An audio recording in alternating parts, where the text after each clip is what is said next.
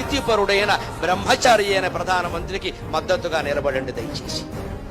ఆ వ్యక్తికి కూడా ఏమన్నా జరిగింది అంటే గుండెల్లో బాధతో చెబుతున్నా, ఇక దేశాన్ని రక్షించేవాడు లేడమ్మా, ఆయన మరో హనుమంతుడు, మరో భీష్ముడు. నాకు పార్టీలతో నిమిత్తం లేదు, నాకు ఆయన అంటే అభిమానం. ఆయన ఖచ్చితమైన నిర్ణయాలు, వీళ్ళకి లొంగే మనిషి కాదు ఆయన. విమర్శిస్తున్న పెద్ద మనుషులు 20 ఏళ్లుగా 60 ఏళ్లుగా 70 ఏళ్లుగా ఏం చేశారో మనకు తెలుసు. దేశం ఆ శక్తి బ్రహ్మచర్యం వల్ల వస్తుంది. నరేంద్ర మోడీకి కూడా ఆ శక్తి, హనుమంతుడికి అతను ఆరాధకుడు. అందుకే ఎక్కడికి వెళ్ళి ఏ దేశానికి వెళ్ళినా ఆ దేశం వాళ్ళకి భగవద్గీత బహుమతి ఇస్తున్నాడమ్మా, దేశం పరువు నిలబడే విధంగా.